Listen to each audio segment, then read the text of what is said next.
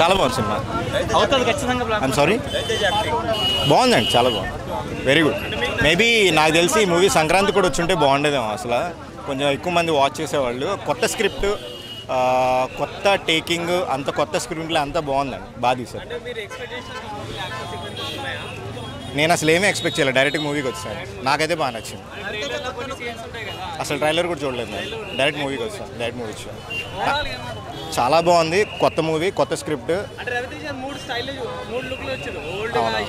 అవునవును, మూడు బాగున్నాయి. లైక్ సిచ్యువేషన్ ప్రకారం, సీన్స్ పరంగా, క్యారెక్టరైజేషన్ బాగా మౌల్డ్ చేశారు. దాని ప్రకారం గెటప్స్ కూడా బాగున్నాయి. ఒక్క మాటలో చెప్పాలంటే తెలుగులో ఒక కొత్త మూవీ.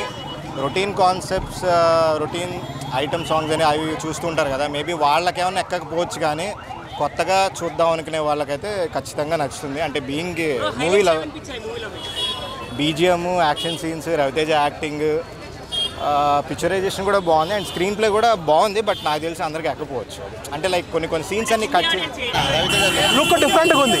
ఇవి రొటీన్గా లేకుండా లుక్ మాత్రం ఈసారి చాలా డిఫరెంట్గా ప్లాన్ చేసుకున్నారు రవితేజ. ఎలా అనిపించింది సినిమా? నాకు చాలా బాగుంది సినిమా అయితే మాత్రం. ఒక టాప్ నోచ్ యాక్షన్ సీక్వెన్సెస్ అయితే ఉన్నాయి. రవితేజ గారు తన ఎనర్జీని మొత్తం యాక్షన్ సీక్వెన్సెస్లో పెట్టేశారు గన్లు వాడడంలో.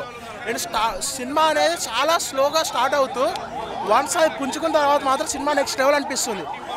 రవితేజ గారు క్యారెక్టరైజేషన్, ఒక John Wick type of action scenes ఉంటాయి మనకి. ఆయన లుక్ ఒకటి డిఫరెంట్గా మాడ్యూల్ చేసుకున్నారు. అండ్ పాజిటివ్స్ వస్తే top notch action sequences, background music, production values చాలా రిచ్గా తీశారు మూవీని.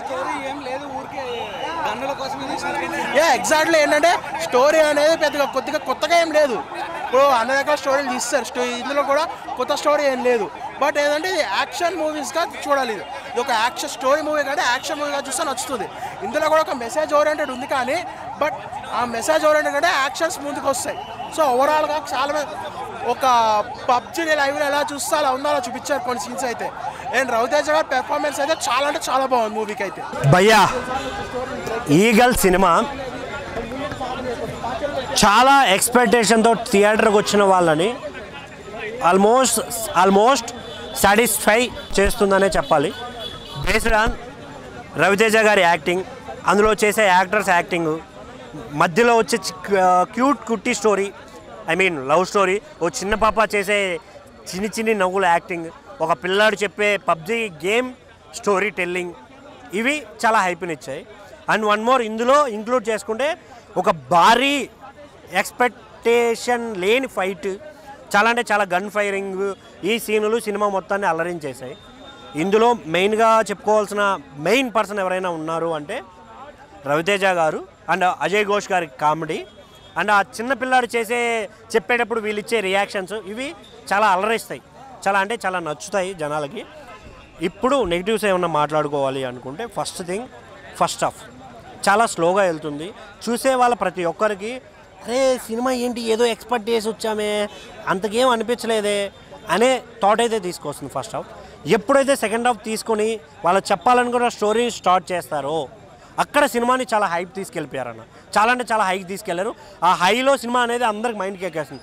ఎందుకంటే వీళ్ళు తీసుకున్న పాయింట్ ఏదైతే ఉందో, ఎందుకంటే మన ఆంధ్రప్రదేశో తెలంగాణ మన ఇండియా నుంచో వెళ్ళి యుఎస్లోనో యూకేలోనో ఏదో సాధించాలి చదవాలి అని వెళ్ళిన వాళ్ళు పాడి మీద పడుకొని శవంలా ఇండియాకు వస్తుంటే ఎక్కడ తప్పు జరుగుతుంది అనే దాని మీద వాళ్ళు తీసుకున్న పాయింట్ అయితే నాకు చాలా అంటే చాలా బాగా నచ్చింది.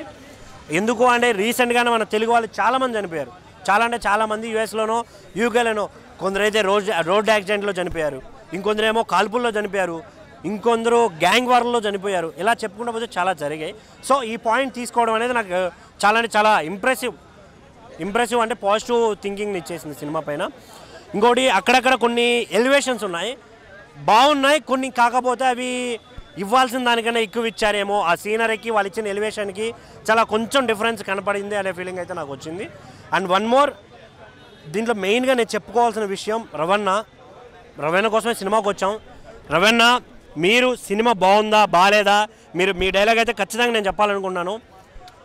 సినిమా బాగుందా, సినిమా చేయకుండా ఆపలేం. సినిమా పోయిందా, మళ్ళీ సినిమానే చేయాలి. మనకు సినిమా మాత్రమే వస్తుంది, ఇంకేం చేయడానికి అవ్వదు మన వల్ల. సో అదేవిధంగా సినిమా కూడా బాగుంది అనిపించింది, బట్ కొన్ని అక్కడక్కడ చిన్న మైనస్లు ఉండడం కామన్. సో థియేటర్కి వెళ్ళండి.